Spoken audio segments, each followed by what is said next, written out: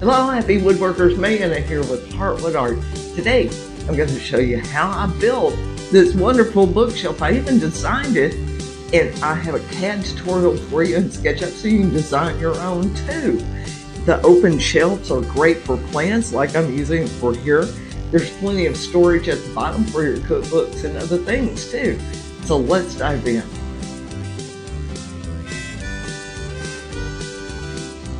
Here are the dimensions I used, and be sure to see my tutorial on how to design this shelving unit in SketchUp so you can make it any size that you need.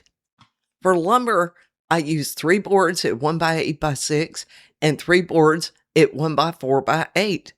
And for the fasteners, I used 1 1/4 inch pocket hole screws and 1 1/4 inch wood construction screws. I used Claude AI to calculate my cut list, and then I modified it a bit for this real world list. And you can see my tutorial on how to use Claude AI to calculate your next cut list too. Before I cut anything, I like to do the first sanding on whole boards, and it was such a nice day to be outside where I could see my meadow. Okay, now it's time to cut the shelf boards, and be sure to check for staples in those ends, as some suppliers like to put tags on the ends of the boards, and I always shave off the ends first to ensure they're square. All of my shelf boards have this ingrained pattern, so I'm going to add my pocket holes to the top. When I assemble the shelves, these holes will be on the bottom. That way, if the board ever cups, it will bow up instead of down. I made 2 pocket holes per shelf. The jig and bit are both set to 3/4, and I'll be using 1 1/4 inch screws. For the vertical board, I used my Craig R3. Next, I cut all of my box support boards. I had a 12 and a 15 inch and 12 at 5 3/4 inches. And a stop block came in super handy to ensure all of these cuts were exactly the same. It made it go way faster too. I'm going to use pocket holes for the joinery. Me and Craig made a big pile of sawdust glitter while making the 4 pocket holes in each of the 5 3/4 inch boards. Now I'll be using 1 1/4 inch construction screws to attach the box supports to the shelves. So I pre-drilled with a 7/64 countersink bit on the opposite side of the pocket holes, and then I put them between those holes. And then I sanded the butt ends of all the boards, as some of them will be visible too, and to ensure that they would fit together cleanly. Perhaps the clamping technique I'm doing here will help you avoid anything jumping out of square, no matter what kind of joinery you're using. I'll be assembling these boards with the pocket holes on the outside of the box. That way, I won't have to use pocket hole plugs for them, as the shelf boards will cover them. And it will make for a stronger corner, as the screws will have more to bite into. The important thing is to keep these pieces as square as possible so they sit squarely on the shelves above and below them. Now, I'm sure everybody's going to have their own preferred way of clamping something square. This is what worked for me. And I firmly believe in the Chinese pragmatic philosophy. It doesn't matter if the cat's black or white, just so it catches a mouse. So use whatever works best for you. The squares on the bottom blocked in putting the screws there. So once I had the top screws in on both sides, I removed the clamping and flipped the box over. Then I repeated the inside square clamp setup and a tightening clamp across the top on each side of the board, so it couldn't jump out of square when I inserted the screw. And then I repeated for the other side.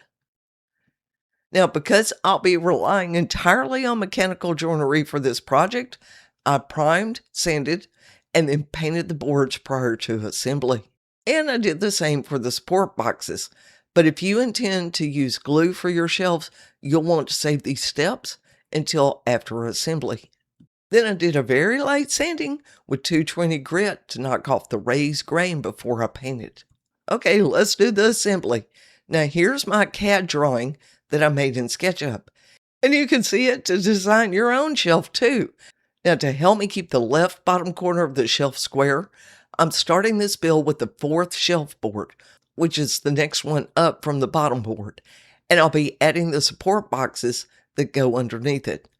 Now, I've clamped the end support box to my bench and to the shelf board, and then check for square. And then I inserted my 1 1/4 inch construction screws. And then I did the same for the other support box. And now it's time to attach the fourth shelf to the bottom shelf board and square it with the end vertical board. I had to use just about every corner clamp type I had for this, and you can see my honest review of each one of them. Now, with everything squared, I inserted the top pocket hole screw on the fourth shelf board, but I only did that one for now. Because the placement of the support board didn't leave me much room, I ended up having to start it with my drill and then hand tighten with a ratchet. Next, I used my corner clamps to square the bottom of the fourth shelf support box, and then I secured it to the bottom of the shelf board. Now, with these two shelf boards connected to help keep everything square, I inserted the bottom pocket hole screw to secure the fourth shelf board to the vertical board. And then I repeated the same process for the other shelf builds with connecting the support boxes to the bottom of the next shelf up. And use your favorite method for ensuring it's square before you screw it down. And here's the clamp setup I use for attaching the remaining shelves to the vertical board. And be sure to check square on the bottom of the support box as it's not screwed in yet, and then clamp it down. And then I used a white clamp to hold the shelf board to the vertical board. Now, with everything still clamped, I attached the bottom of the support box to the shelf below it. And as you can see, I do have a wee bit of twist on this third shelf, but with dimensional lumber, that's bound to happen with at least one of the pieces. So just do your best to keep everything square as you go. Well, I sure hope you've enjoyed this tutorial. Be sure to subscribe to this channel for more builds and CAD tutorials, and I'll see you in the shop.